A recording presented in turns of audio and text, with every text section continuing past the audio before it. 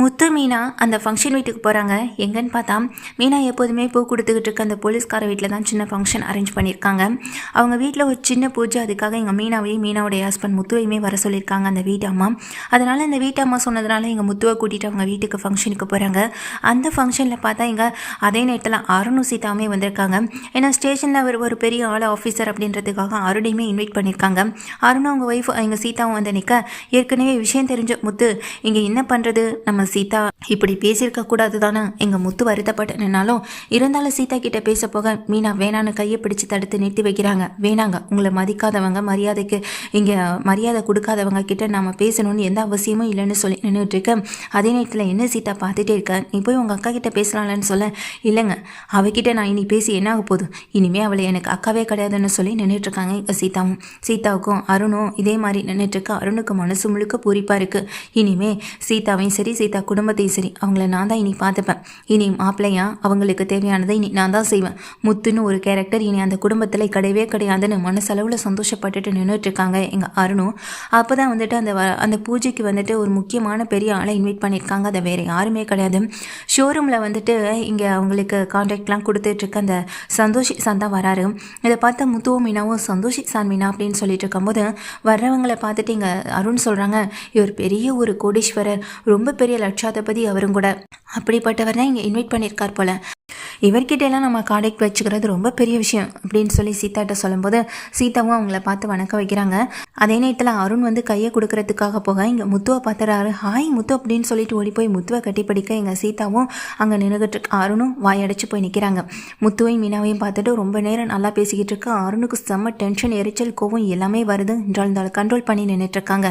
அப்போ அந்த இடத்துல உள்ளே போயிட்டு அங்கே பூஜையெல்லாம் முடிது சாப்பிட்டுட்டு கிளம்புற நேரத்தில் அதை சந்தோஷ் சார் சொல்கிறாங்க, முத்து ரொம்ப பெரிய நல்ல பையன், அவனுடைய நேர்மை, அவனுடைய உழைப்பு, அவனுடைய உயர்வு இது எல்லாமே எனக்கு ரொம்ப பிடிக்கும்னு சொல்லி அந்த போலீஸ்கிட்ட உயர்ந்து பேசிக்கிட்டு இருக்கேன்.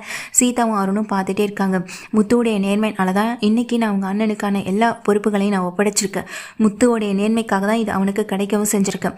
முத்து எந்த உதவி கேட்டாலும் நான் செய்ய தயாராக இருக்கேன் அப்படின்ற மாதிரி சொல்ல, உண்மையிலேயே நீங்கள் சொல்கிறதெல்லாம் சரிதான். என்னதான் 1000 பிரச்சனைகள் வந்தாலும் முத்துவுக்கு கிடைச்ச ஒய்ஃப் மீனா மாதிரியும் வராது. எந்த பிரச்சனையாக இருந்தாலும் ஓடி போய் உதவி செய்கிறதுலையும் சரி, அந்த பிரச்சனையை தடுத்த நிறுத்துறதுலையும் தான் புருஷன் மேலே தப்பில்லை நிரூபிக்கிறதுலையும் இந்த பொண்ணுக்கு சளைச்சவங்க வேறு யாருமே இல்லைன்னு என்னால் சொல்லவும் முடியும் உறுதியா அப்படின்னு போலீஸ் வந்துட்டு எங்கள் மீனாவை பார்த்து பெருமையாக பேசுகிறாங்க. அதே போல் முத்துவும் தப்பே பண்ணாமல் சில குற்றங்களில் இங்கே பிடிபடவும் செஞ்சுருக்காரு அப்படின்னு சொல்ல, நேர்மையாக இருந்தாலே இந்த மாதிரியான சில பிரச்சனைகள் வரதான் செய்யும் அப்படின்னு சொல்லிட்டு, என்னப்பா முத்து நான் கிளம்புறேன் அப்படின்னு சொல்லி முத்து மீனா கிட்ட சொல்லிட்டு அங்கேருந்து கிளம்புற நேரத்தில் சீதாவும் அருணும் அப்படியே வாயடிச்சு போய் நிற்கிறாங்க. இவன் தான் என்னுடைய ஸ்டேஷனில் வேலை பார்க்குறவர் அப்படின்னு சொல்லிட்டு அருணை இன்ட்ரடியூஸ் பண்ணி வைக்க, அவர் அதுக்கு பிறகு தான் கை கொடுக்கவும் செய்கிறாரு. அருணா ஹாய் சார் அப்படின்னு சொல்லிட்டு இருக்காங்க. இது அவருடைய ஒய்ஃப் இங்கே சீதா, இதான் இங்கே மீனாவுடைய சிஸ்டர் தான். இவங்க 2 பேரும் இங்கே கோபிரதர்ஸ் அப்படின்னு சொல்லும்போது வா சூப்பர் அப்படின்னு சந்தோஷம் சொல்லிவிட்டு அங்கேருந்து கிளம்புறாங்க. கிளம்பி போனதுக்கு பிறகு எங்கள் மீனா வந்துட்டு வராங்க பக்கத்தில். மீனா வந்து சொல்கிறாங்க சீதா கிட்ட, சீதா நீ என்கிட்ட பேசலனாலும் பிரச்சனை இல்லை, ஆனால் நான் ஒரு விஷயத்த மட்டும் சொல்கிறேன், படிக்காதவன் ரவுடின்னு நீ யாரை எந்த வார்த்தையால் சொல்லி எங்கே கேவலப்படுத்தினியோ அந்த படிக்காதவன் ரவுடியை தான் எங்கள் பெருமையாக பேசிட்டு போகிறாங்க. படிக்காதவனுக்கும் ரவுடிக்கும் இவ்வளோ முக்கியத்துவம் கொடுக்குறவங்க எதுக்காக படித்தும் உன் புருஷனுக்கும் இங்கே முக்கியத்துவம் கொடுக்காம போனாங்க? படிச்சிருக்காங்க படிக்காதவங்க இதெல்லாம் பெரிய வித்தியாசமே கிடையாது சீதா. நமக்கு இருக்க திறமை, நமக்கு இருக்க குணம், இதுதான் நம்மளை உயர்த்தி காட்டும். என் புருஷன்ட்ட இருக்க குணம் தான் இன்னைக்கு உயர்த்தி காட்டியிருக்கு. நீ சொல்கிற மாதிரி அவர் படிக்கலைனாலும் அவர் என்றைக்குமே உயர்ந்த இடத்துல தான் இருக்கார். நீ சொல்கிற மாதிரி அவர் ரவுடி தான். நியாயம் தர்மம், தப்பானவங்க தப்பு செஞ்சால் உங்களை தண்டிக்கிற ஒரு உரிமை அது அவருக்கு இருக்குது. அதனால் அவர் கேட்குறார், உன்னை மாதிரி இல்லை உன் புருஷனை மாதிரி மற்றவங்களை பழி வாங்குற குணம் என் புருஷனுக்கு என்றைக்குமே இருந்தது கிடையாது. அதை நீ புரிஞ்சுக்கிட்டியோ புரிஞ்சுக்கலையோ, ஆனால் இன்றைக்கி நடந்த இந்த விஷயம் அது உனக்கு உணர்த்தியிருக்கும் நான் நம்புறேன்னு சொல்லிட்டு மீனா சரியான பதிலடி சீதாவுக்கு கொடுத்துட்டு அங்கேருந்து கிளம்ப சீதாவும் அருணும் அப்படியே அசிங்கப்பட்டு நிற்கிறாங்க. அந்த நேரத்தில் அருணும் சரி சீதா கிளம்பலான்னு சொல்லிட்டு இங்கே சீதாவை கூட்டிகிட்டு வெளியே வராங்க. இருங்க அருண், நான் உள்ள பர்ஸ் மறந்து வச்சுட்டு வந்துட்டேன்னு உள்ளே போகிற சீதா, என்னம்மா சீதா உன் புருஷன் கொஞ்சம் அமைதியாக இருக்க சொல்லு அப்படின்னு சொல்ல, ஏன் சார் என்னாச்சு அப்படின்னு கேட்குறாங்க.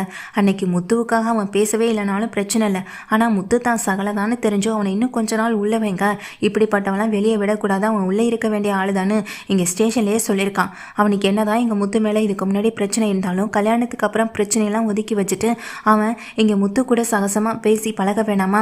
வந்த இடத்துலையுமே பார்த்தேன் முத்துவை ஒரு எதிரி மாதிரியே தானே அவனும் ட்ரீட் பண்ணிகிட்டே இருக்கான் அப்படின்ற மாதிரி போலீஸ் சொல்கிறாங்க. இதை கேட்ட சீதாவுக்கு பயங்கர ஷாக் ஆகுது.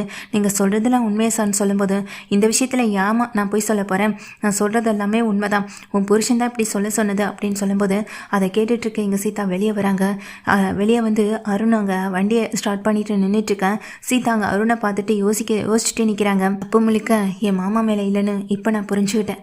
உண்மையிலேயே தப்பு பண்ணிக்கிட்டு இருக்கிறது நீங்கள் தான் அருண். உங்களை நான் கையும் களவுமாக பிடிக்க தான் போகிறேன்.